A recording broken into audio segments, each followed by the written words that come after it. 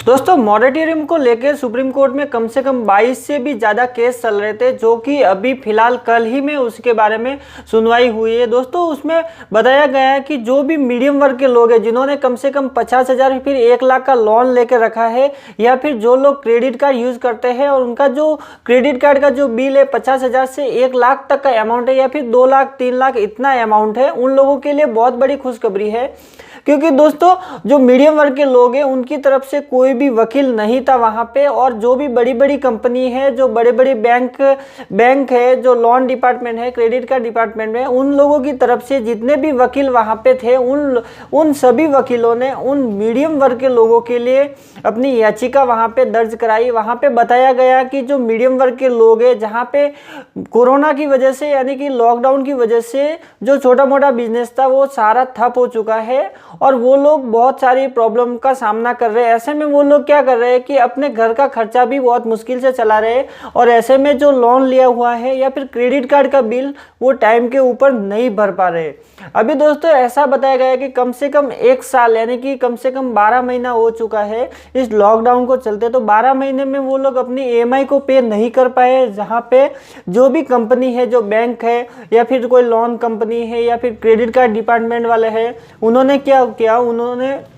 उनके ऊपर high interest लगा के, यानी कि किसी का अगर 10,000 20,000 का अमाउंट था तो उस अमाउंट को उन्होंने कम से कम 70,000 80,000 तक पहुंचा दिया। ऐसे में ही लोन की जो ईएमआई रहती है, कम से कम किसी की 12 ईएमआई, किसी की 5, किसी की 10 ऐसी ईएमआई बाकी थी। तो उस ईएमआई को लेके क्या किया उन्होंने कि जो भी ईएमआई थे उनका जो ये पीरियड था, उन पीरियड में वो लोग ईएमआई नहीं दे पाए, तो उन जितना भी ईएमआई जैसे कि 8 महीना 9 या फिर 10 महीना ऐसा जो भी आगे एक्सटेंड कर दिया। लेकिन दोस्तों उसके साथ में बहुत सारी ऐसी पेनल्टी लगा दी, हर एक ईएमआई हर महीने के हर एक ईएमआई और हर महीने की पेनल्टी उसके साथ जोड़ दी, जिसका अमाउंट बढ़ के कम से कम 3 से 4 गुना हो गया। ऐसे में दोस्तों उसकी जो ईएमआई है वो नहीं भर पा रहे हैं। अगर वो साहेब भी तो पूरी उम्र यानी कि अपनी पूरी ज़िंदगी भर अगर वो ईएमआई भरेंगे तो भी उनकी ईएमआई पूरी नहीं कर सकते, क्योंकि उनका जो भी जॉब था वो चला गया, उनका जो बिजनेस था वो भी पूरी तरह से इस लॉकडाउन में ठप हो चुका है। तो दोस्तों सुप्रीम कोर्ट में यही निर्णय लिया गया, यही सब बातें रखी गई है। लेकिन खुशखबरी की बात यह है दोस्तों कि जिन्होंने भी लोन लिया है, छोटा मोटा लोन लिया है, या फिर जिन्होंने भी क्रेडिट कार्ड का जो बिल पे नहीं किया है, उन लोगों के लिए बहुत बड़ी खुशखबरी है, क्योंकि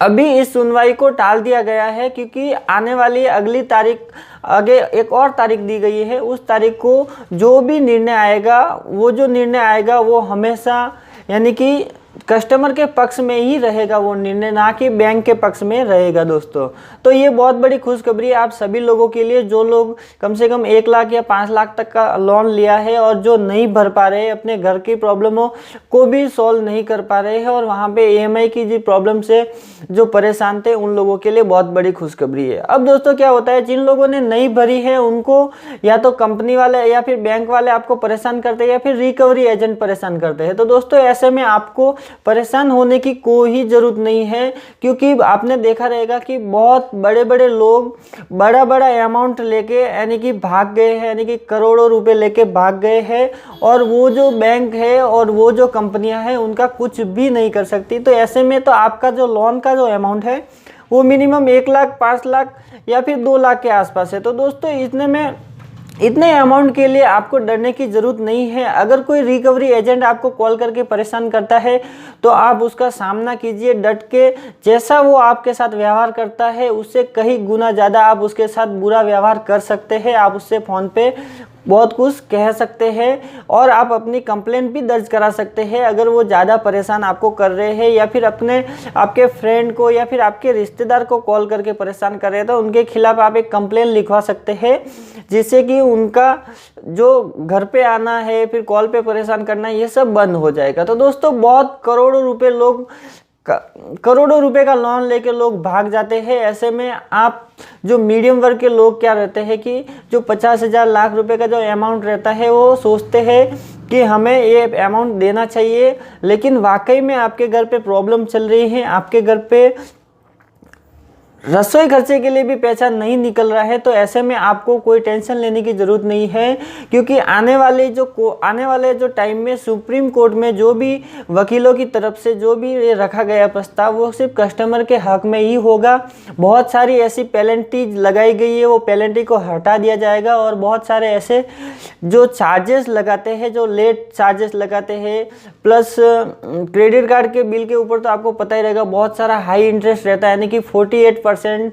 50% इतना हाई लेवल जो चार्जेस रहता है, जो इंटरेस्ट रहता है वो लगाते हैं कंपनी। तो ऐसे में दोस्तों अगर कोई कंपनी आपको गलत तरीके से, कोई बैंक वाले से आपने लोन लिया है और वो लोन को गलत तरीके से आपका 3 गुना कर दिया है, तो आपको लोन भरने की ज़रूरत नहीं है, डरने की ज़रूरत नहीं है। आपको क्लियर कट वहाँ पे उनको बता देना चाहिए कि मेरी ये स्थिति है, हम लोन नहीं भर पाएंगे और हम नहीं भरेंगे।